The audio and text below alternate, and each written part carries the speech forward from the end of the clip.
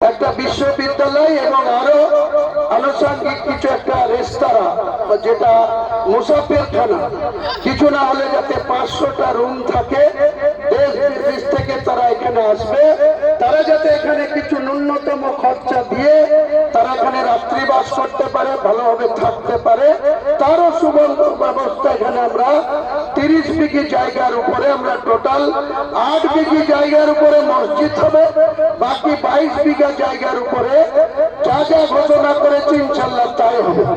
আপনারা একটু ধৈর্য ধরুন, আমার উপরে আস্থা রাখুন, আল্লাহর উপরে আগে আস্থা রাখুন, তারপরে আমি আল্লাহর বান্দা, আমার মুখ দিয়ে যখন এটা ঘোষণা করিনি ইনশাল্লাহ আমি এটা করবই করব।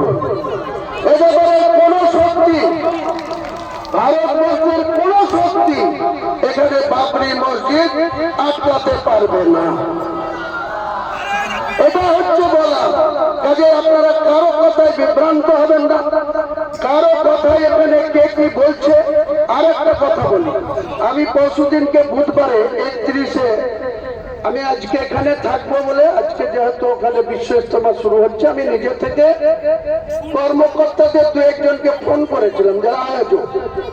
তারা বলেছিল সাহেব আপনি আসবেন, আসতে পারেন, কিন্তু আপনাকে আমরা ডায়াসে তুলতে পারবো না। আমার ডায়াসে ওঠার দরকার নেই, বলে আমাদের উপরে সরকারের খুব চাপ আছে, আপনি এখানে আসলে আপনাকে ডায়াসে আমরা জায়গা দিতে পারবো না। বললাম আমার দরকার নেই ডায়াসে যাওয়ার, আমি তো নামাজ পড়তে যেতে পারি। বলে হ্যাঁ আসতে পারেন।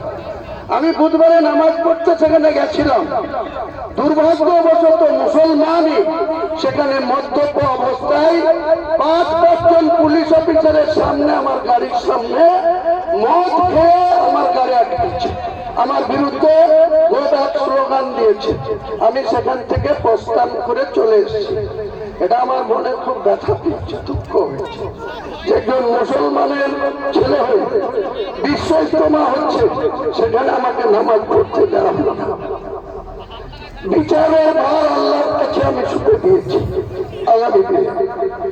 তাই আমি বলতে চাই, যেখানে সবার জন্য দুয়ার খোলা থাকবে, এখানে হকার যারা বেচাকেনা করছে তারা অন্য সম্প্রদায়ের আছে, আমার নির্দেশ আছে কোন সম্প্রদায়ের মানুষকে এখানে যাতে আঘাত করা না হয়।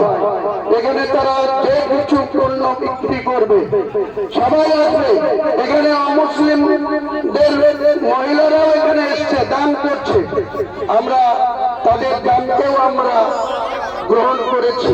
কাজে আমরা মানসিকতাটা আমাদের এই জায়গায় থাকবে, আমরা কোনো সংকীর্ণতা দেখাবো না, কাউকে এখানে কোন রকম বাধাপ্রাপ্ত কেউ হবে না। নামাজের সময় হয়ে গেছে, আপনারা সবাই নামাজে অংশগ্রহণ করুন, সবাই ভালো থাকুন, আল্লাহ আপনাদের চমে করুন। আসসালামু আলাইকুম ওয়া রাহমাতুল্লাহি ওয়া বারাকাতুহু।